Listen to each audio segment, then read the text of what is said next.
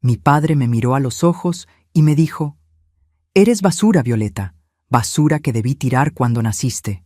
Mientras tanto, mantenía un romance descarado con nuestra vecina, quien se reía de mí cada vez que pasaba por la calle. Buenas tardes, mis queridos. Mi nombre es Violeta Márquez de la Costa, pero todos me llaman Doña Violeta. Tengo 82 años y nací en un pueblito pequeño del estado de Oaxaca llamado San Juan Mixtepec, donde todos se conocen desde que el mundo es mundo. Hoy vengo a contarles una historia que guardé en mi pecho por más de 60 años. Un dolor que cargo desde niña y que solo ahora, en mi vejez, encontré el valor para compartir. Mi infancia no fue como la de otros niños. Nací en 1942, en una época en que las familias eran grandes y los padres eran respetados sin cuestionamiento. Mi padre, Osvaldo Márquez, era conocido en el pueblo como un hombre trabajador, dueño de un pequeño taller de reparación de carretas y más tarde de bicicletas. Para quien veía desde fuera, éramos una familia normal: padre trabajador, madre ama de casa, 3 hijos, yo, mi hermano Joaquín, 2 años mayor, y mi hermana menor, Rosita, 3 años menor. Pero las apariencias engañan, mis queridos. Dentro de casa, la realidad era muy diferente.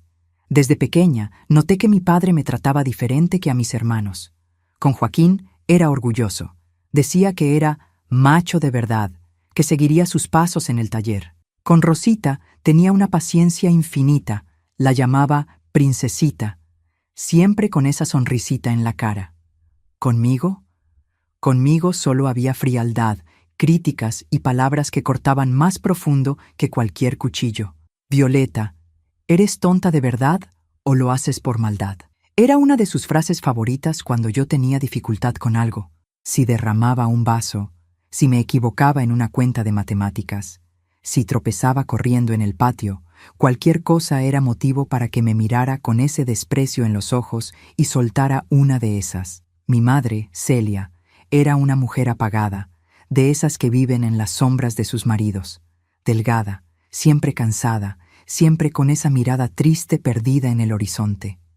Ella veía todo lo que mi padre me hacía, escuchaba todas las palabras crueles, pero nunca decía nada. A veces yo corría hacia ella llorando después de una humillación, y ella me abrazaba en silencio, pero nunca me defendía frente a él. «Tu padre trabaja mucho, Violeta», susurraba cuando yo preguntaba por qué era tan malo conmigo. «Siempre está cansado. Tienes que tratar de no irritarlo». ¿Cómo no irritarlo? Mi simple existencia parecía irritar a mi padre. La forma en que caminaba estaba mal. «Pareces una pata coja», decía. La forma en que hablaba estaba mal. «Habla bajo, niña. Tu voz es irritante». La forma en que comía estaba mal. «Come bien. Pareces un animal». Dejen en los comentarios de qué ciudad están viendo a esta anciana contar sus memorias. También cuéntenme cuántos nietecitos tienen, por favor. Y si pueden, dejen un like y suscríbanse al canal. No saben cómo calienta mi corazón saber que mis relatos están llegando a ustedes. Cuando cumplí 7 años y comencé a ir a la escuela, las cosas empeoraron.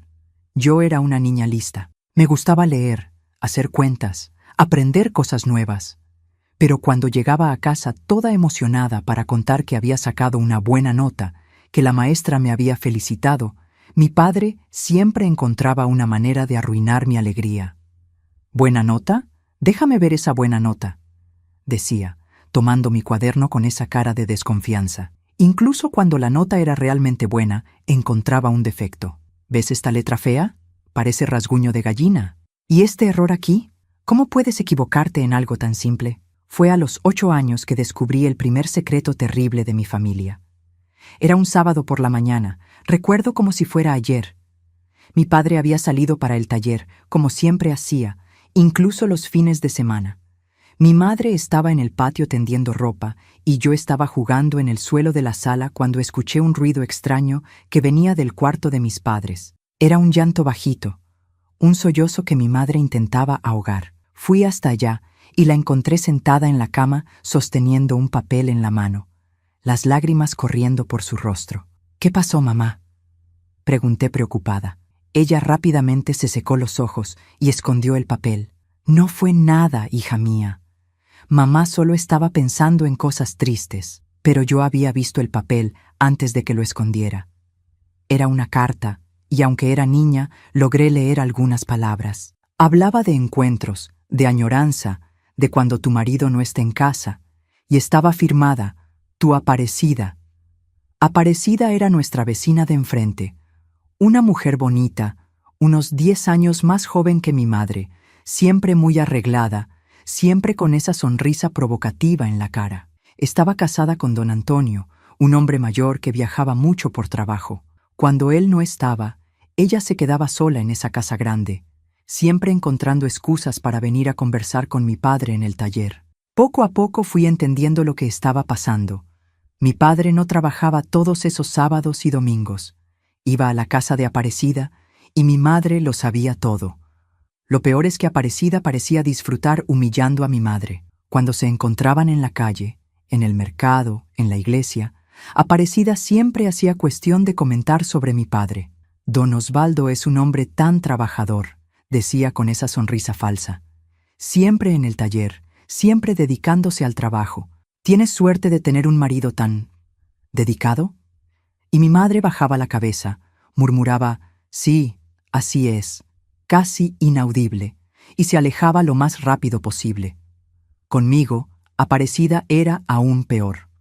Cuando pasaba frente a su casa, sola o con mis hermanos, ella hacía cuestión de aparecer en la ventana o en el portón para lanzarme esas miradas de desprecio.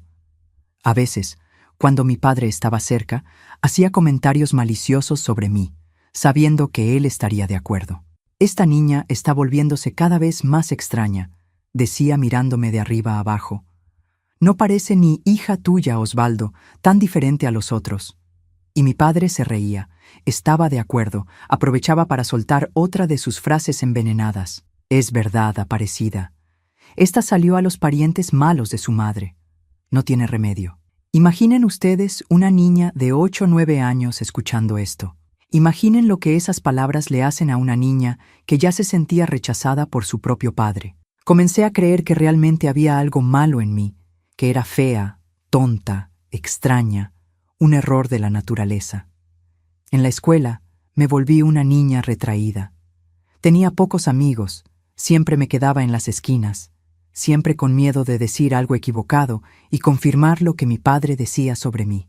Las otras niñas jugaban, reían, corrían por el patio.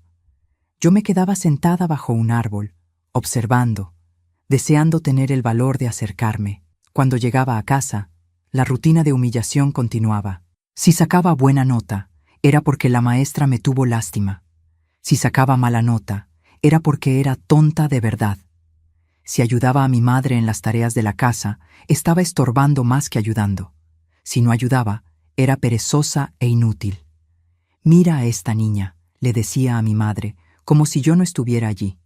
8 años y todavía no sabe ni barrer bien. ¿Cómo puede una niña ser tan incompetente? Mis hermanos presenciaban todo esto.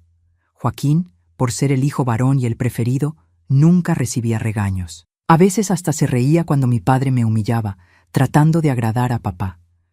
Rosita era muy pequeña para entender, pero aún así recibía un trato completamente diferente al mío. Lo que más me dolía no eran solo las palabras de mi padre, sino el silencio de mi madre.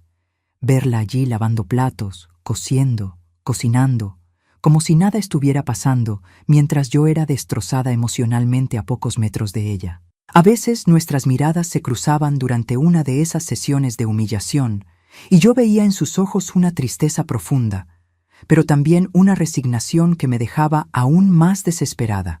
Ella estaba sufriendo tanto como yo, tal vez hasta más, traicionada por su marido, humillada públicamente por una vecina sinvergüenza y encima viendo a su hija ser maltratada todos los días, pero no tenía fuerzas para reaccionar, para defendernos, para cambiar nuestra situación. Una noche, cuando tenía 9 años, desperté con el ruido de una discusión en el cuarto de mis padres. Era raro que discutieran en voz alta. Generalmente, mi padre simplemente imponía su voluntad y punto. Pero aquella noche, mi madre estaba llorando y diciendo algo sobre que esta situación no podía continuar. «Osvaldo, esto no está bien», La oí decir con la voz entrecortada. Violeta no merece ser tratada así. Es nuestra hija. ¿Nuestra hija? Él se rió con desdén. Esa niña es un peso en mi vida desde que nació. Siempre llorando, siempre estorbando, siempre dándome problemas. Si dependiera de mí, ya la habría mandado a casa de algún pariente hace mucho tiempo. ¿Cómo puedes hablar así? Es una niña problema. ¿Ves cómo es diferente a los otros? Siempre enfurruñada, siempre con esa cara de víctima. Debe haber salido igual a tus hermanos, unos fracasados. Oí a mi madre llorar más fuerte, y después el silencio. Volví a mi cama con el corazón partido, entendiendo definitivamente que no había esperanza de cambio. Mi padre no me veía como hija, me veía como una carga, un error, algo que debería ser descartado. Fue en esa época que comencé a tener pesadillas. Soñaba que estaba perdida en una ciudad grande, buscando una familia que me quisiera de verdad.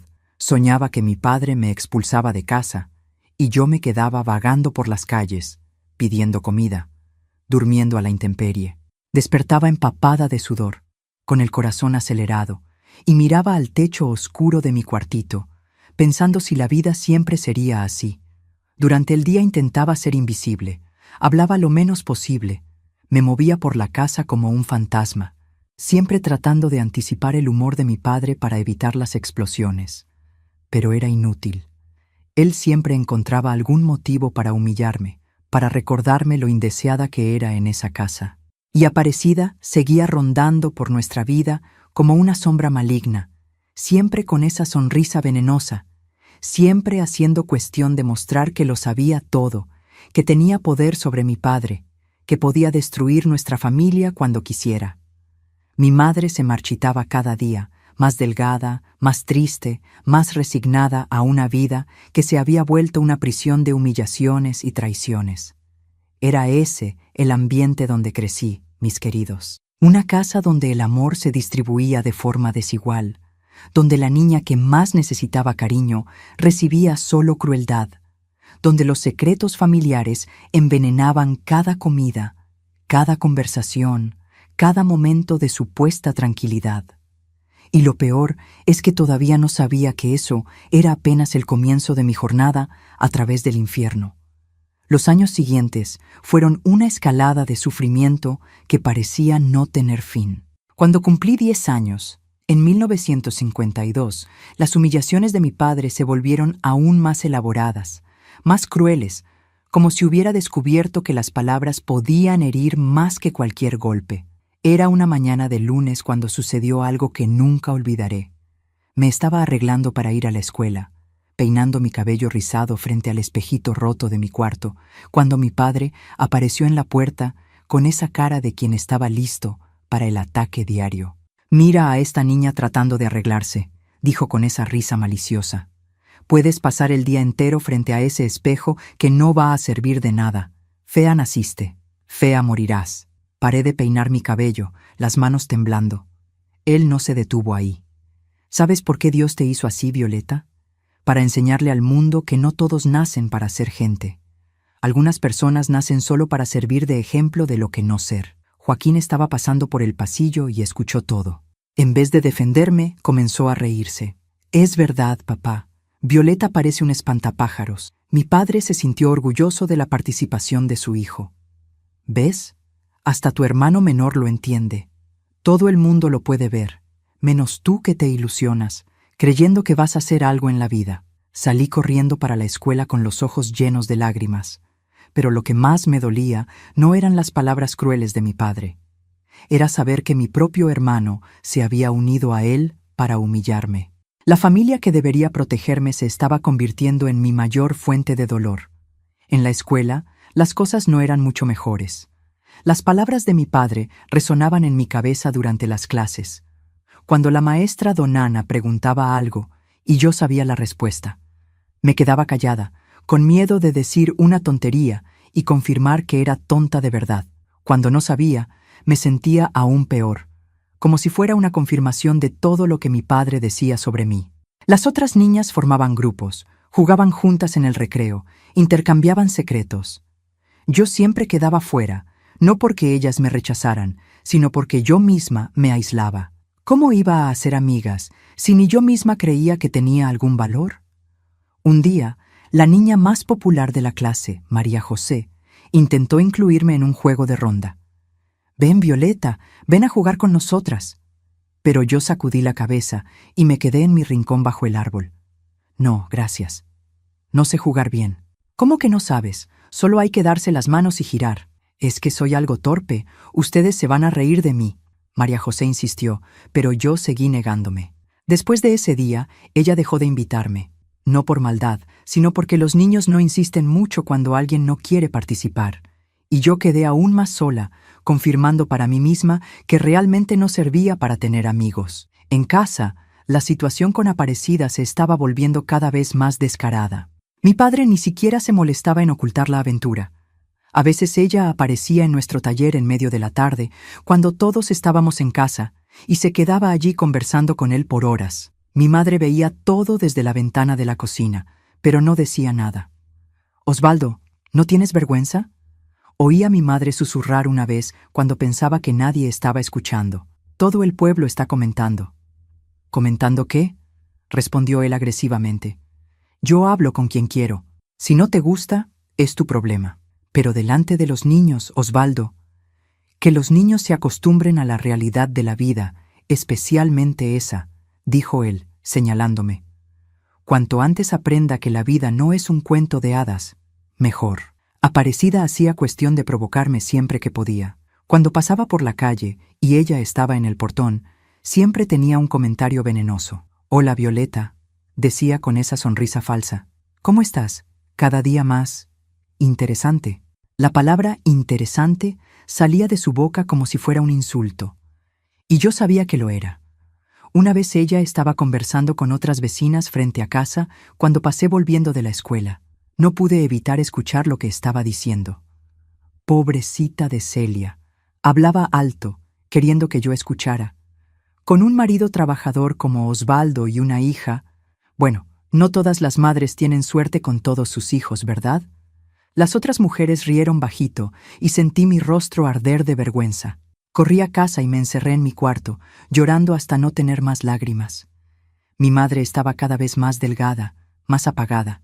A veces la encontraba parada en la cocina, mirando a la nada, con esa expresión perdida en su rostro. Cuando le preguntaba si estaba bien, siempre respondía lo mismo. «Sí, hija mía, mamá solo está cansada». Pero yo sabía que no era solo cansancio. Era una tristeza profunda, una resignación que la estaba consumiendo por dentro. La aventura de mi padre con Aparecida era un secreto que todos conocían, menos quien fingía no saber.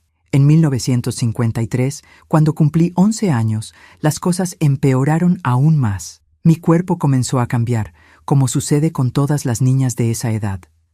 Pero para mi padre eso fue apenas otra oportunidad para humillarme. «Mira», dijo un día, cuando yo estaba ayudando a mi madre a tender ropa en el tendedero. «La niña se está volviendo señorita y sigue fea del mismo modo. Dios no hace milagros». Joaquín, que ahora tenía 13 años y se creía lo máximo, se rió de la broma de papá. «Papá, eres muy gracioso». «Gracioso nada», mi padre continuó. «Estoy hablando en serio. Dentro de unos años habrá que conseguir marido para esta. Y no va a ser fácil. ¿Quién va a querer a una mujer así?». Esas palabras me golpearon como un puñetazo en el estómago. A los 11 años estaba comenzando a tener esos sueños que toda niña tiene. De un día encontrar a alguien que me amara, de formar una familia, de ser feliz. Pero mi padre me estaba diciendo que ni eso podría tener. «Osvaldo, para con eso», dijo finalmente mi madre. «Estás lastimando a la niña». «¿Lastimando? Estoy preparándola para la realidad. Mejor que sepa desde temprano que su lugar es quedarse en casa cuidando de ustedes en la vejez, porque hombre que valga la pena no va a conseguir». Aquella noche lloré en la almohada hasta quedarme dormida. No era solo la crueldad de las palabras de mi padre lo que me dolía. Era la percepción de que él estaba intentando destruir todos mis sueños, todas mis esperanzas de un futuro mejor. En la escuela, comencé a compararme obsesivamente con las otras niñas. María José tenía cabello liso y brillante. Ana Paula tenía ojos azules lindos. Carmela tenía una sonrisa bonita y una personalidad alegre. Y yo Yo solo conseguía ver defectos cuando me miraba al espejo. La maestra don Ana notó que algo andaba mal conmigo.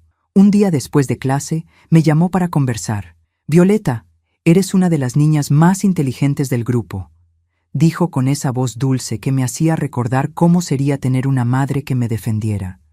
«Pero andas muy callada, muy triste. ¿Pasó algo en casa?» Me quedé en silencio, sin saber qué responder. ¿Cómo iba a explicarle que mi propio padre me llamaba fea y tonta todos los días? ¿Cómo iba a contarle que tenía una amante que vivía humillándome? ¿Cómo iba a decirle que mi madre se estaba marchitando de tristeza? «No, maestra, todo está bien». «¿Segura? Sabes que puedes confiar en mí, ¿verdad?» Quería confiar, quería desahogarme, llorar en su hombro, pedir ayuda, pero tenía miedo. Miedo de que no me creyera, miedo de que pensara que estaba exagerando, miedo de que les contara a mis padres y empeorara aún más la situación. «Estoy segura, es que soy algo tímida». Ella me miró con esos ojos llenos de cariño y comprensión. «Está bien, Violeta, pero recuerda que si necesitas hablar, estoy aquí». Salí de la escuela ese día con el corazón apretado. La maestra don Ana me había mostrado un poquito de cómo era ser tratada con cariño, con respeto, y eso solo hacía doler más cuando llegaba a casa y encontraba la cruel realidad que me esperaba. En 1954, Aparecida quedó embarazada. Todo el pueblo comenzó a comentar porque su marido estaba viajando hacía más de 4 meses. Todos sabían de quién era ese bebé, pero nadie hablaba abiertamente. Mi madre quedó devastada. Era como si la traición de mi padre hubiera ganado una forma física, una prueba viva de que ella había sido reemplazada. Comenzó a llorar todos los días, a veces en medio de actividades simples, como hacer comida o lavar ropa. «Mamá, ¿por qué estás llorando?», pregunté un día, encontrándola secándose los ojos mientras pelaba papas. «No es nada, hija mía. Mamá solo está pensando en la vida». Pero yo sabía que era por causa del vientre creciente de Aparecida, que ella exhibía orgullosamente por la calle, siempre pasando despacio frente a nuestra casa, siempre con esa sonrisa provocativa. Mi padre, por su parte, parecía más distante de nosotros que nunca. Llegaba a casa tarde, comía en silencio, dormía temprano. A veces lo sorprendía mirando hacia la casa de enfrente con una expresión que yo no lograba descifrar. ¿Era deseo, orgullo o era miedo de las consecuencias de sus actos? Conmigo seguía siendo cruel como siempre. Si algo estaba peor, era como si toda la tensión de la situación con Aparecida fuera descontada en mí. «Vas a crecer y volverte igual a tu madre», dijo él una noche, de la nada mientras cenábamos. «Una mujer amargada, sin gracia, que nadie quiere cerca». Mi madre bajó la cabeza, pero vi una lágrima caer en su plato. Era la primera vez que mi padre la incluía directamente en las humillaciones que solía destinar solo a mí. «Osvaldo», susurró ella. «¿Qué? Es verdad. Mírate. Mira a esta niña. 2 inútiles en mi casa». Joaquín y Rosita comieron en silencio, avergonzados. Incluso ellos, que estaban acostumbrados a las crueldades de mi padre, quedaron impactados con tanta maldad. Aquella noche, escuché a mi madre llorar en su cuarto hasta la madrugada. Era un llanto bajito, ahogado en la almohada, pero que me partía el corazón. Tuve ganas de ir hasta allá, de abrazarla, de decirle que las dos íbamos a estar bien, pero no tuve valor. Tenía miedo de que mi padre despertara y se pusiera aún más furioso. El bebé de Aparecida nació en marzo de 1955. Era un niño y todo el pueblo sabía que era hijo de mi padre. El marido de ella volvió del viaje, fingió creer que el hijo era suyo, pero algunos días después se fue para siempre, dejando a Aparecida sola con el niño. Eso debería haber sido un escándalo que destruyera la reputación de ella y de mi padre, pero no fue así. Aparecida era astuta, sabía cómo manipular la situación. Comenzó a hacerse la víctima, de madre abandonada, de mujer que había sido engañada por un hombre casado. «Pobrecita de Aparecida», oía a las vecinas comentar. «Engañada por ese Osvaldo sinvergüenza, y su mujer todavía lo aguanta». Era increíble cómo ella consiguió invertir la situación. En vez de ser vista como la destructora de familias que era, se volvió la víctima de la historia. Y mi padre continuó siendo respetado en el pueblo, como si nada hubiera sucedido. Pero en casa, la tensión era insoportable. Mi madre apenas hablaba, apenas comía. Parecía un fantasma vagando por las habitaciones. Mi padre estaba irritado constantemente, como si fuéramos nosotros los culpables de los problemas que él mismo había creado. Y yo me estaba transformando en una adolescente llena de complejos, inseguridades y miedos. Creía firmemente que era fea, tonta e inútil. No tenía amigos, no participaba en nada en la escuela, vivía como una sombra. A los 13 años, en 1955, comencé a tener crisis de ansiedad. Despertaba en medio de la noche con el corazón acelerado, sudando frío, con la sensación de que algo terrible iba a suceder. Durante el día, a veces, me quedaba sin aire de la nada, como si el mundo estuviera derrumbándose sobre mí. Mi madre percibió que algo andaba mal, pero no sabía cómo ayudarme. Ella misma estaba luchando para sobrevivir emocionalmente. «Violeta, andas muy nerviosa», dijo un día. «¿Quieres que te haga un té de manzanilla?» Era todo lo que podía ofrecer. Un té de manzanilla. No tenía dinero para médico. No tenía conocimiento sobre problemas psicológicos. No tenía fuerzas para enfrentar a mi padre y exigir que dejara de maltratarme. Fue en esa época, a finales de 1955, que algo dentro de mí comenzó a cambiar. No era todavía el valor de rebelarme. Eso vendría mucho más tarde. Era apenas una pequeña chispa de rebeldía, un cuestionamiento silencioso sobre si aquella vida realmente era todo lo que yo merecía. Miraba al cielo a veces y pensaba, «Dios, si existes, ¿por qué me pusiste en esta familia? ¿Por qué tengo que pasar por esto?» No eran preguntas rebeldes, eran cuestionamientos desesperados de una niña que no entendía por qué el mundo era tan cruel con ella. Y fue con ese cuestionamiento en el corazón, con ese dolor profundo en el alma, que entré en la adolescencia. La fase de la vida que debería ser de descubrimientos y alegrías, pero que para mí sería apenas una continuación de la pesadilla que ya duraba 13 largos años. En 1958, cuando cumplí 16 años, mi vida tomó un rumbo completamente inesperado. Estaba en el segundo año de secundaria, una de las pocas chicas de mi edad que todavía estudiaba, ya que la mayoría de las familias sacaba a las hijas de la escuela para ayudar en casa o buscarles matrimonio. Mi padre solo me dejaba continuar estudiando porque, según él, al menos así, ella está ocupada y no está estorbando en casa. Fue en ese año que la profesora de historia, doña Concepción, nos asignó un trabajo en grupo sobre la independencia de México. Yo siempre prefería hacer los trabajos sola.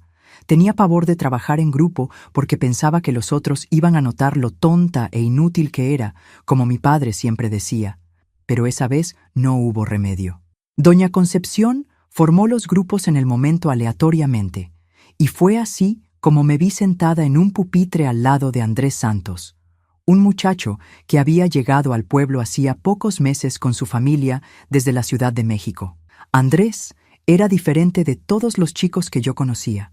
Tenía 17 años, era alto, usaba lentes y tenía una manera tranquila de hablar que me dejaba tranquila. Cuando la profesora anunció que éramos del mismo grupo, junto con otras 2 chicas, Celeste e Inés, quedé mortificada. Listo, pensé para mí misma. Ahora va a descubrir lo tonta que soy y se lo va a contar a todo el mundo. Pero Andrés fue gentil desde el primer momento. Cuando nos reunimos para discutir el trabajo, me preguntó qué pensaba sobre el tema, qué parte me gustaría investigar. No fue una pregunta de educación forzada. Parecía genuinamente interesado en mi opinión. Yo no sé, tartamudeé, mirando hacia abajo. Ustedes pueden elegir. Yo hago cualquier parte.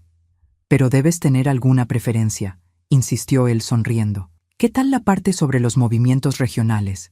Parece que te gusta leer. Siempre te veo con un libro bajo el brazo. Me quedé sorprendida. ¿Alguien había notado que me gustaba leer? ¿Alguien me había prestado atención sin ser para criticar? Sí, me gusta leer, admití tímidamente. Creo que puedo investigar sobre los movimientos regionales. ¡Excelente!, dijo Andrés con entusiasmo genuino. Estoy seguro de que harás un trabajo excelente. Aquellas palabras, estoy seguro de que harás un trabajo excelente, resonaron en mi cabeza el resto del día.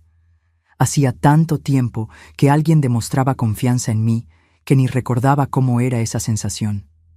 Pasamos las semanas siguientes encontrándonos en la biblioteca de la escuela para trabajar en el proyecto.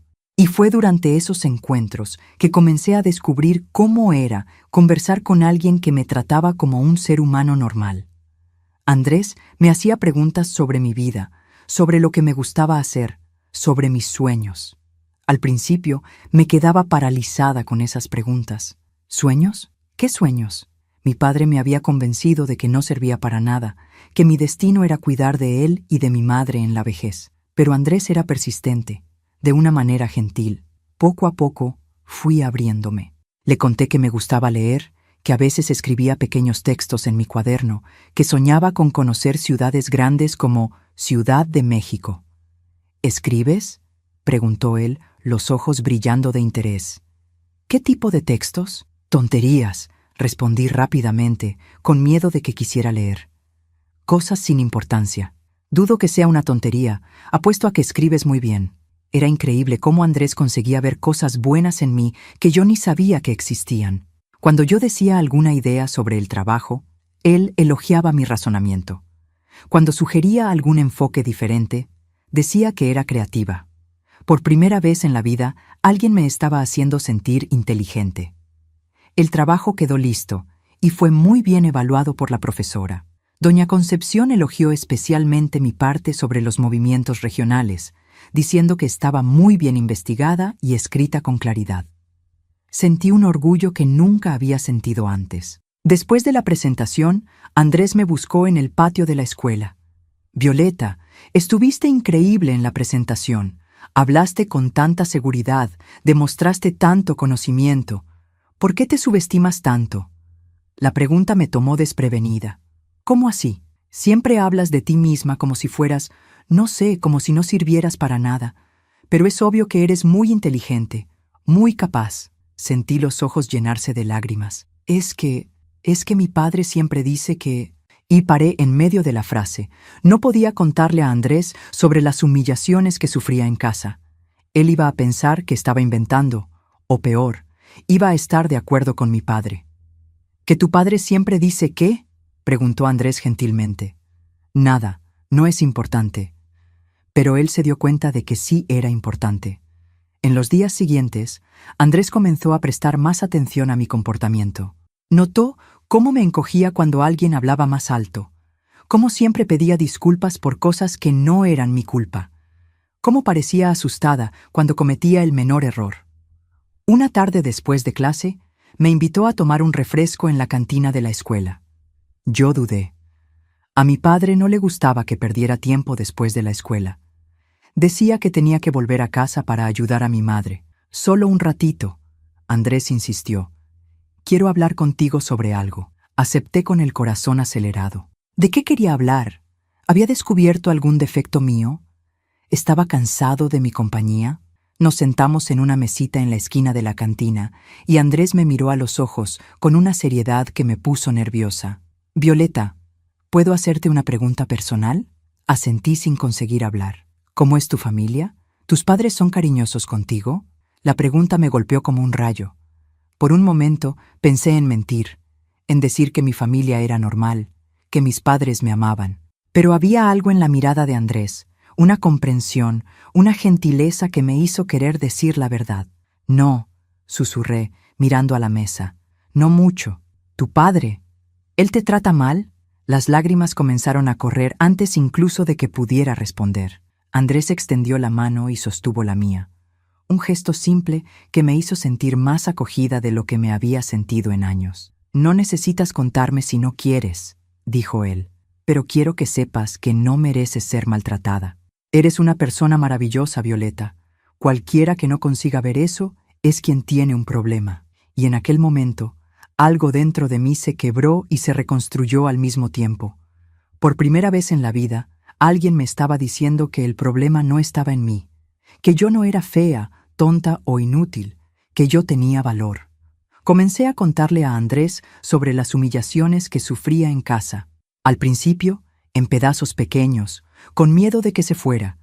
de que percibiera que mi propio padre no me amaba y concluyera que realmente había algo malo en mí. Pero Andrés no se fue. Se acercó más. Con cada historia que yo contaba, veía la indignación crecer en sus ojos. «Eso no es normal, Violeta», dijo él después de que le conté sobre mi padre, llamándome basura frente a Aparecida. «Ningún padre debería hablar así con su hija. Eso no es educación, es crueldad. Pero si él habla así, debe ser porque es verdad», murmuré, todavía presa en las cadenas psicológicas que mi padre había construido a mi alrededor. «No», Andrés habló más alto, llamando la atención de otras personas en la cantina. Bajó la voz y continuó. «No es verdad nada. Él está equivocado, completamente equivocado. Fue la primera vez que alguien me dijo claramente que mi padre estaba equivocado, que sus palabras crueles no eran verdades sobre mí, sino reflejos de sus problemas». Andrés comenzó a invitarme a estudiar juntos con más frecuencia. Siempre encontraba excusas: un trabajo de matemáticas, una investigación de geografía, una redacción de español, y yo siempre aceptaba, hambrienta por aquellos momentos de respeto y cariño. Era durante esos encuentros que él iba pacientemente deconstruyendo años de abuso psicológico. Cuando yo decía que era tonta, él me mostraba cómo mis ideas eran inteligentes. Cuando decía que era fea, me hablaba sobre cómo mis ojos brillaban cuando sonreía. Cuando decía que no servía para nada, él enumeraba todas las cosas que yo hacía bien. «Tienes una forma única de ver las cosas», dijo él una tarde, mientras revisábamos una redacción que yo había escrito. «Tu escritura es poética, llena de sensibilidad. ¿Cómo puede tu padre decir que no sirves para nada?» Poco a poco, comencé a creer en las palabras de él más que en las de mi padre. Era un proceso lento, doloroso, como arrancar espinas que estaban clavadas por años, pero era liberador. En casa, las cosas seguían difíciles. Mi padre notó que yo estaba llegando un poco más tarde de la escuela y pronto encontró motivo para quejarse. «Ahora esta niña quiere hacerse la importante», dijo durante la cena. «Se queda perdiendo tiempo en la escuela en vez de venir a ayudar a su madre». «Estaba estudiando, papá», respondí, sorprendiendo a todos, incluso a mí misma, por atreverme a dar una explicación. «¿Estudiando?», se rió con desprecio. «¿Para qué? ¿Tú crees que vas a ser doctora, profesora? Despierta a la realidad, niña. Mujer como tú solo sirve para casarse y cuidar de la casa. Y eso si consigues marido». Sus palabras todavía dolían, pero no tanto como antes. Yo tenía la voz de Andrés resonando en mi cabeza, recordándome que yo tenía valor, que era inteligente, que merecía respeto. «Tal vez sí consiga ser profesora», dije con un valor que ni sabía que tenía. El silencio en la mesa fue total. Mi padre me miró como si hubiera cometido un crimen. «¿Qué dijiste?», preguntó, la voz peligrosamente baja.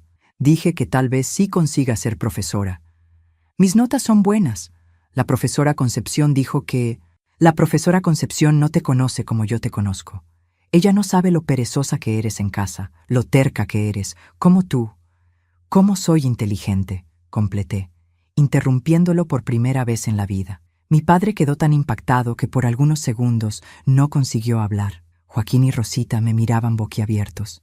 Mi madre había parado de comer y me miraba con una mezcla de admiración y terror. Tú me estás faltando al respeto». Mi padre tartamudeó sin creer que yo me había atrevido a defenderme. «No, papá. Solo estoy diciendo la verdad sobre mí misma». La reprimenda que recibí aquella noche fue terrible. Mi padre gritó por horas sobre cómo me estaba volviendo respondona, engreída, olvidando mi lugar. Pero por primera vez sus palabras no consiguieron quebrarme completamente. Yo tenía una voz nueva en mi cabeza, la voz de Andrés, recordándome que yo tenía derecho a defenderme. Al día siguiente le conté a Andrés lo que había sucedido. Esperaba que se preocupara, que me dijera que no provocara más a mi padre. Pero él sonrió orgulloso. «Te defendiste», dijo él, los ojos brillando. «Finalmente estás comenzando a ver tu propio valor». Pero él se puso furioso, me gritó toda la noche. «¿Y te sentiste peor después de decir la verdad?», pensé por un momento. No, me sentí diferente, como si hubiera recuperado un pedacito de mí misma. «Exactamente, Violeta. Estás comenzando a liberarte». Era diciembre de 1958, cuando Andrés me hizo una pregunta que lo cambió todo. Violeta, ¿te gustaría ser mi novia? Me quedé sin palabras. ¿Ser su novia? Yo, que mi propio padre decía que ningún hombre querría. Yo, que había pasado 16 años creyendo que era fea y sin valor. ¿Estás seguro? Tartamudeé. Lo estoy, respondió él, sosteniendo mis manos. Eres la persona más especial que he conocido. Eres inteligente, sensible, valiente. ¿Valiente? ¿Yo? Claro que sí. ¿Imaginas el valor que se necesita para sobrevivir a tanto abuso y aún así seguir siendo una persona buena, generosa, capaz de sonreír? Acepté ser novia de Andrés con el corazón lleno de miedo y esperanza. Miedo de que descubriera que mi padre tenía razón sobre mí. Esperanza de que tal vez, solo tal vez, pudiera ser amada de verdad. Y fue así como, a los 16 años, conocí por primera vez lo que era ser tratada con amor, respeto y cariño. Andrés me mostró un mundo donde no necesitaba pedir disculpas por existir, donde mis opiniones tenían valor, donde era vista como una persona digna de amor. Pero todavía no sabía que ese nuevo amor sería puesto a prueba de la manera más cruel posible. Mi padre estaba a punto de descubrir nuestra relación y su reacción sería más violenta de lo que jamás podría imaginar. Si realmente estás prestando atención a mi historia de vida, muchas gracias. Para quien realmente está aquí, comenta abajo. Estoy aquí, Violeta. Me sentiré muy agradecida de saber que alguien está aquí conmigo. También quería pedirles que den su like a este video. Y después de dar like, aparecerá un botón que dice Apoyar. Hagan clic en él, que eso ayuda a que este video llegue a más mujeres valientes que necesitan escuchar esta historia. Muchas gracias. El año 1959 comenzó con una felicidad que nunca había sentido antes. Andrés y yo estábamos saliendo desde hacía algunas semanas y por primera vez en la vida me sentía verdaderamente amada. Él me buscaba a la salida de la escuela. Caminábamos juntos por las calles de San Juan Mixtepec, conversando sobre libros, sueños y planes para el futuro. Durante los primeros meses, conseguimos mantener nuestra relación en secreto. Andrés entendía que mi familia era complicada y respetaba mi pedido de ir despacio. Nos encontrábamos en la biblioteca, en la plaza de la iglesia después de misa, siempre en lugares públicos, donde nadie podía decir nada malo. Fue Andrés quien me enseñó que yo tenía derecho a soñar. Sentados en el banco de la plaza una tarde de febrero, me preguntó qué quería hacer de la vida. No sé, respondí automáticamente. Nunca pensé en eso. ¿Cómo que nunca pensaste? Todo el mundo tiene sueños. Mi padre siempre dijo que mujer como yo solo sirve para cuidar de la casa y de los padres en la vejez. Andrés se indignó. Violeta, puedes ser lo que quieras, puedes estudiar, puedes trabajar, puedes viajar por el mundo si es tu voluntad. Esas conversaciones plantaron una semilla en mi cabeza. Comencé a soñar secretamente con ser profesora, con tener mi propia aula, con enseñar a niños a leer y escribir. Era un sueño pequeño para algunas personas, pero para mí parecía imposible y maravilloso al mismo tiempo. Andrés me incentivaba en todo. Cuando le mostraba mis textos, siempre tenía algo positivo que decir. Deberías publicar esto, decía. Tienes talento de verdad para escribir. ¿Publicar dónde? Solo soy una chica del interior. No importa dónde naciste, talento es talento. Por causa de las conversaciones con Andrés, comencé a comportarme diferente en casa. No era rebeldía, era autoestima. Dejé de disculparme por todo. Comencé a expresar mis opiniones cuando me preguntaban. Dejé de aceptar las humillaciones de mi padre sin cuestionar. Mi padre notó el cambio y no le gustó nada. Esta niña se está volviendo respondona, le dijo a mi madre una noche de marzo. Debe estar aprendiendo esas cosas en la escuela. Estoy pensando en sacarla de los estudios. Osvaldo, está en el último año de secundaria, protestó tímidamente mi madre. Sería una pena parar ahora. Pena nada. Mujer no necesita mucho estudio, y ésta se está creyendo demasiado. Me aterrorizó la posibilidad de dejar de estudiar. No solo porque me gustaba aprender, sino porque significaría no ver más a Andrés todos los días. Nuestra relación era mi único refugio, mi única fuente de alegría. Fue en mayo de 1959 que todo cambió. Andrés me había dado una pequeña pulsera de regalo por mi cumpleaños de 17 años. Era algo simple, plateada, con un dije en forma de corazón. Para mí era el objeto más precioso del mundo. Usaba la pulsera escondida bajo la manga de la blusa, pero una tarde calurosa de sábado, mientras ayudaba a mi madre a lavar ropa en el patio, me arremangué y olvidé que la llevaba puesta. Aparecida, que siempre encontraba excusas para aparecer cuando mi padre estaba cerca, vino a nuestra casa para pedir una taza de azúcar prestada.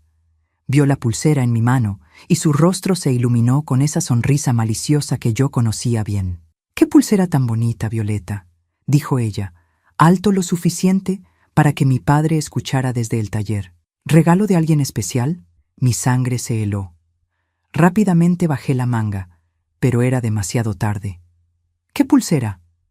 Mi padre apareció en la puerta trasera, curioso. «Violeta está usando una pulsera muy bonita», dijo Aparecida con falsa inocencia. «Parece cosa cara. ¿De dónde habrá venido?». Mi padre se acercó y extendió la mano. «Muestra esa pulsera». No había cómo escapar. Con las manos temblando, le mostré la pulsera. «¿De dónde vino eso?». Su voz estaba peligrosamente calmada. Yo la recibí de regalo». «¿De quién?». Me quedé en silencio. No sabía qué responder. «Estoy preguntando de quién recibiste esa pulsera», gritó. Aparecida observaba la escena con esa sonrisa satisfecha de quien se estaba divirtiendo con el sufrimiento ajeno. «De un compañero de la escuela», mentí. «¿Compañero? ¿Qué tipo de compañero da regalo caro a una muchacha?». «No es caro, papá. Es algo simple». «¿Simple?». Arrancó la pulsera de mi muñeca con tanta fuerza que me lastimó. «Esto es plata. ¿Crees que soy idiota?». Comencé a llorar. «Papá, por favor». «¿Estás de novia?», declaró como si hubiera descubierto un crimen terrible. «¿Estás de novia a escondidas? ¿Por eso andas con esas ideas en la cabeza?». «Osvaldo, ella es una joven». Mi madre intentó intervenir. «Es normal». «¿Normal? Una niña de 17 años de novia a escondidas recibiendo regalos de hombre. Eso es cosa de mujer de la vida». La comparación me golpeó como una bofetada en la cara. «No soy mujer de la vida, solo estoy de novia». «Ah, entonces admites que estás de novia. ¿Y con quién?». No respondí. «Estoy preguntando con quién estás de novia». «Con Andrés Santos», susurré. Aparecida se rió. «Ah, el muchacho nuevo que llegó de la Ciudad de México. Qué interesante». La hija de Osvaldo consiguió un noviecito de la capital. Mi padre se puso aún más furioso con el comentario de ella. «Muchacho de familia rica». «Sí, debe estar divirtiéndose contigo, ¿no? Porque muchacho de la capital no se casa con muchacha del pueblo. Te está usando y eres demasiado tonta para darte cuenta». «¿No es verdad? Andrés me respeta». «¿Respeta?». Se rió con crueldad. «Hombre que respeta pide la mano de la muchacha al padre. No anda dando regalos a escondidas. Te está preparando para otras cosas, ingenua». «Osvaldo, no hables así con la niña», protestó mi madre, pero él la ignoró completamente. «A partir de hoy no hablas más con ese muchacho», decretó. «No quiero ni verte cerca de él». «Papá, no puedes hacer eso. Me gusta él». «No te gusta nada. Eres muy joven para saber lo que es gustar y muy tonta para saber cuándo te están engañando». Corrí a mi cuarto llorando con el corazón partido. No era solo la prohibición lo que me dolía. Era saber que mi padre había transformado algo puro y bonito en algo sucio y vergonzoso. Al día siguiente, en la escuela, le conté todo a Andrés. Él se indignó con las palabras de mi padre. «No puede prohibirte tener novio», dijo Andrés. «Tienes 17 años. Casi estás terminando la secundaria. Pero es mi padre, y si descubre que seguí viéndote, será aún peor. Violeta, lo que tu padre está haciendo no es protección, es control. Quiere mantenerte presa, dependiente, sin autoestima». Andrés tenía razón, pero yo tenía mucho miedo. Conocía a mi padre, sabía de lo que era capaz cuando se ponía realmente furioso. Decidimos encontrarnos a escondidas solo en la escuela, pero mi padre, con la ayuda de Aparecida, pronto lo descubrió.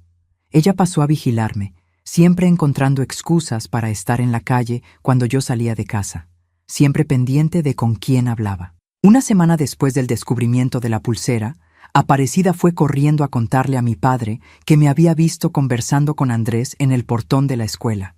«Esa hija tuya desobediente sigue hablando con el muchacho», dijo ella, como si estuviera prestando un gran favor. «Los vi conversando muy animados hoy por la mañana. Cuando llegué a casa aquella tarde, mi padre me estaba esperando en la sala con la cara más terrible que jamás había visto. «Me desobedeciste», dijo sin rodeos. «Papá, tú solo me desobedeciste. Te dije que no hablaras más con ese muchacho y seguiste hablando. Solo conversamos en la escuela. No tiene nada de malo». «Sí tiene. Tiene todo de malo. Muchacha decente no anda conversando con el muchacho después de que el padre lo prohibió». Fue entonces que dijo algo que me heló la sangre. «A partir de mañana no vas más a la escuela». «No», grité.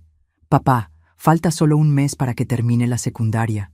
Deberías haber pensado en eso antes de desobedecerme». Mi madre intentó interceder. «Osvaldo, por el amor de Dios, deja que la niña termine los estudios». «No dejo nada. Probó que no merece confianza. Se va a quedar en casa ayudándote hasta que aprenda a comportarse». Corrí a mi cuarto desesperada. No podía aceptar que mi padre destruyera mi futuro por causa de su machismo y crueldad. Decidí que tenía que avisar a Andrés sobre lo que estaba pasando. A la mañana siguiente, mientras mi padre estaba en el taller, salí escondida y fui hasta la escuela. Encontré a Andrés en el recreo y le conté todo. «No puede hacer eso». Andrés se indignó. «¿Estás a un mes de graduarte?» «Puede, sí. Soy menor de edad. Él tiene autoridad sobre mí». «Violeta, eso es abuso. Tu padre te está castigando por tener sentimientos normales de una chica de tu edad». «¿Qué hago, Andrés? Si sigo desobedeciendo, él se pondrá aún peor». Andrés pensó por un momento. «Voy a hablar con él». «No», me desesperé. «No hagas eso. Se pondrá furioso». «Alguien necesita mostrarle que mis intenciones son serias, que te respeto. Andrés, no conoces a mi padre. Es capaz de...» Pero Andrés ya había decidido. «Iré a tu casa esta tarde. Voy a conversar con él de hombre a hombre». Pasé el resto del día aterrorizada. Conocía a mi padre. Sabía que no escucharía a Andrés con educación. Lo humillaría. Me humillaría a mí. Transformaría aquello en una situación aún peor. A las 4 de la tarde, Andrés apareció en nuestra casa. Estaba vestido con su mejor ropa, cabello peinado, postura respetuosa.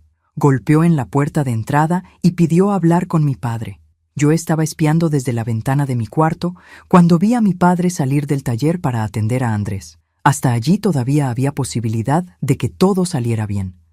Andrés era educado, inteligente, sabía cómo conversar. Pero Aparecida, como siempre, apareció en el momento exacto para arruinarlo todo. Estaba barriendo el patio de su casa cuando vio a Andrés en nuestra puerta y vino a entrometerse. «Hola, Osvaldo», dijo ella con ese tono provocativo. «¿Visita importante?» Mi padre se volvió hacia ella con irritación. «Es el tal novio de Violeta». «Ah, qué interesante. El muchachito vino a pedir su mano». Andrés intentó mantener la educación. «Vine a conversar con el señor Osvaldo sobre mi relación con Violeta». «¿Relación?» Mi padre se rió con desprecio. «¿Qué relación? ¿Tú crees que conversar a escondidas con mi hija es una relación?» «Señor, tengo las mejores intenciones con su hija. Vine aquí justamente para... ¿Para qué? ¿Para engañarme como ella intentó engañarme?»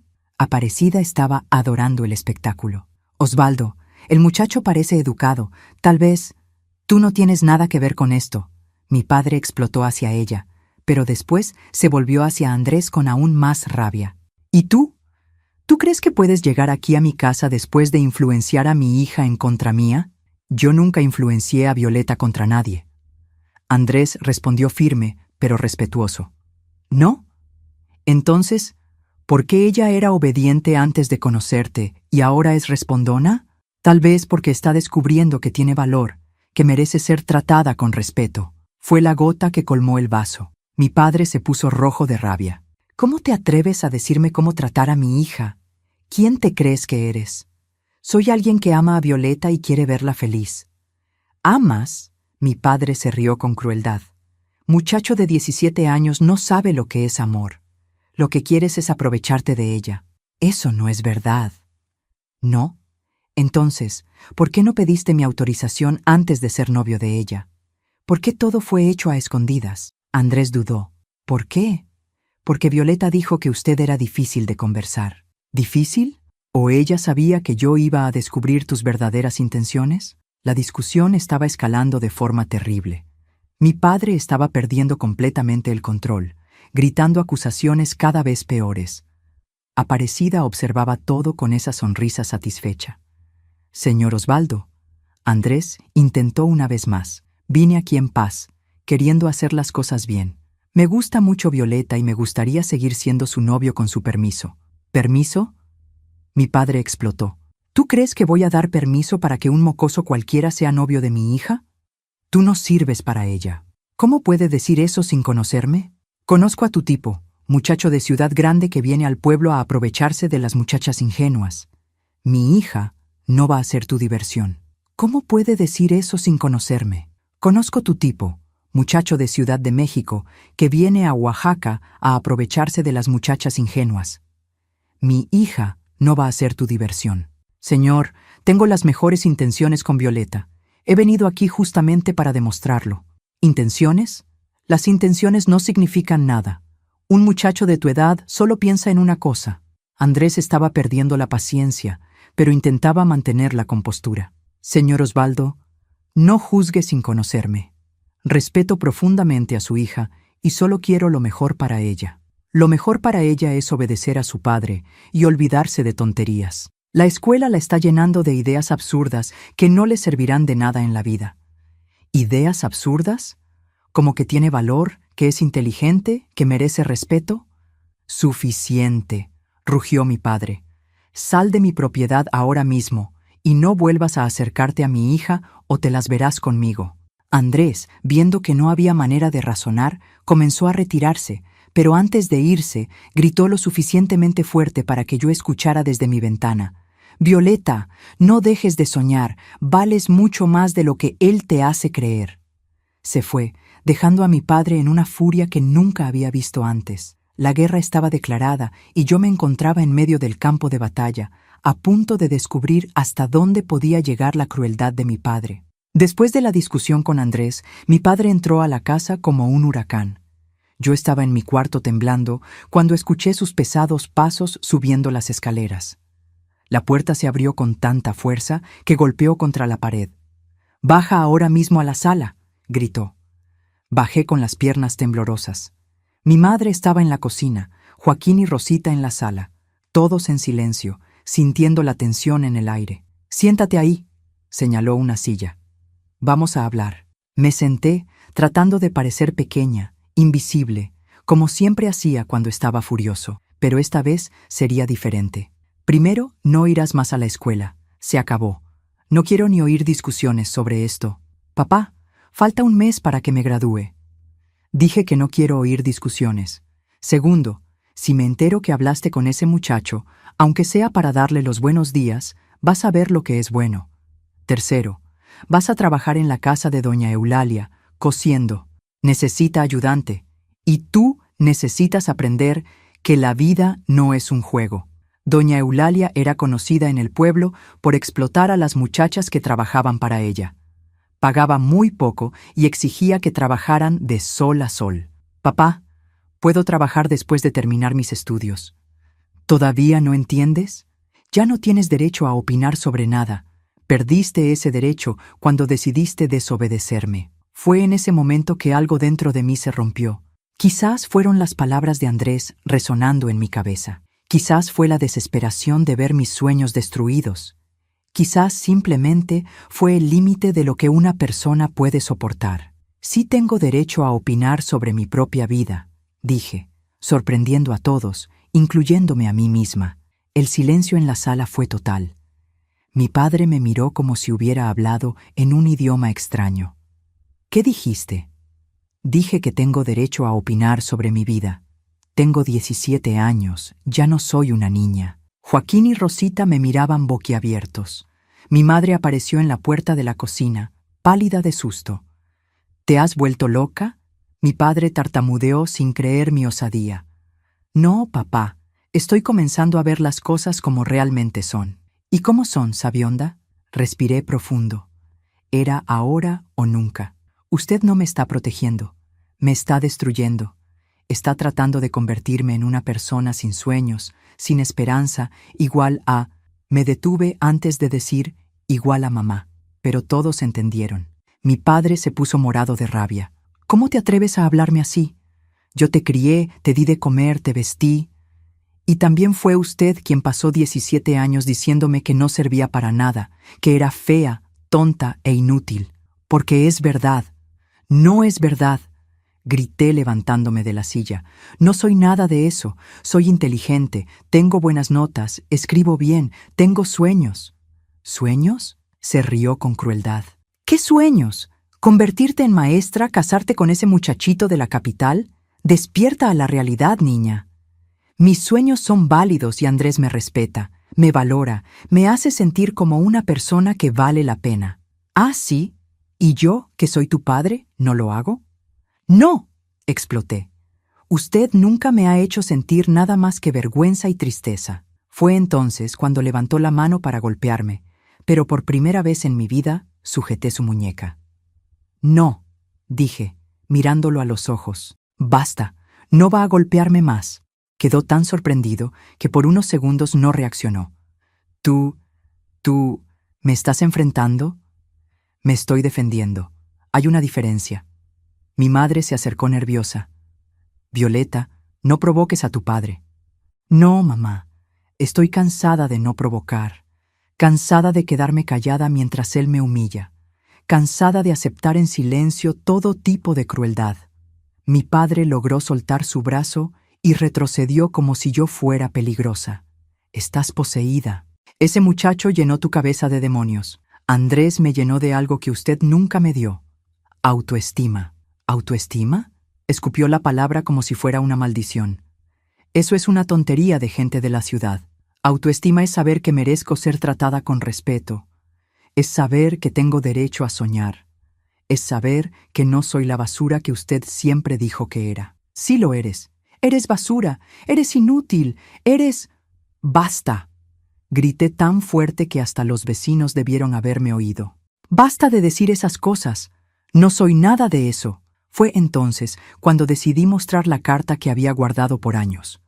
¿Usted quiere hablar de moral? ¿Quiere darme lecciones de comportamiento? Entonces hablemos de usted. Mi padre se tensó. ¿Qué quieres decir con eso? Quiero decir que un hombre que traiciona a su propia esposa con la vecina no tiene moral para juzgar a nadie. El silencio en la sala fue ensordecedor. Joaquín y Rosita me miraban con ojos desorbitados. Mi madre comenzó a llorar en silencio. Violeta. Mi padre susurró, el color desapareciendo de su rostro. Sí, papá. Sé de su aventura con Aparecida. Lo sé desde hace años. Sé que su hijo es suyo. Sé que usted humilla a mi madre todos los días con esa traición descarada. ¿Cómo te atreves? ¿Cómo me atrevo a qué? ¿A decir la verdad? ¿La verdad que todo el pueblo conoce, excepto quienes fingen no saber? Mi padre estaba visiblemente alterado, pero trató de reaccionar. Eso no es asunto tuyo, sí es asunto mío, porque usted usa a mi madre como tapete y me usa a mí como saco de boxeo para descargar sus culpas. No sabes nada de la vida. Sé más de lo que usted imagina. Sé que un verdadero padre no llama basura a su propia hija. Sé que un verdadero esposo no traiciona a su esposa enferma. Sé que un verdadero hombre no necesita humillar a una mujer para sentirse importante. En ese momento, mi madre dejó de llorar y me miró con una expresión que nunca había visto antes. Era orgullo. Por primera vez en la vida, alguien estaba hablando por ella, defendiéndola. Violeta, para con esto, mi padre intentó, pero su voz ya no tenía aquella autoridad de antes. No voy a parar. Estoy cansada de fingir que no veo, cansada de pretender que nuestra familia es normal. Usted es un hipócrita. Soy tu padre. Padre es quien ama, quien protege, quien anima. Usted solo me ha dado sufrimiento. Fue entonces cuando solté todo lo que había estado atragantado por años. Usted me exige perfección, pero ¿qué clase de ejemplo es usted? ¿Qué moral tiene un hombre para llamar perdida a su propia hija cuando él mismo pasa las noches en la cama de otra mujer, traicionando a la esposa enferma que está sentada justo aquí? Señalé a mi madre que lloraba, pero ahora con los ojos brillando de una emoción diferente. ¿Usted quiere que yo sea una muchacha decente? Entonces, sea un padre decente, sea un esposo decente, dé el ejemplo en vez de solo exigir. Mi padre estaba pálido, temblando de rabia o de shock. No podía saberlo. ¿Y sabes qué, papá? No voy a trabajar en casa de doña Eulalia. Voy a terminar mis estudios, aunque tenga que estudiar sola. Voy a ser maestra, sí. Voy a casarme con Andrés, sí. Y voy a tener una vida feliz, a pesar de todo lo que usted hizo para destruirme. No harás nada de eso, gritó tratando de recuperar su autoridad. Mientras vivas en mi casa. Entonces no viviré más en su casa, corté, sorprendiéndome incluso a mí misma. Todos quedaron en shock. Hasta yo quedé asustada con mi propia valentía. ¿Qué? Mi padre tartamudeó. Me escuchó bien. Me voy de aquí. Me iré a vivir con mi tía Concepción en San Cristóbal. Ella siempre dijo que las puertas de su casa estaban abiertas para mí. Mi tía Concepción era hermana de mi madre y siempre mostraba cariño hacia mí.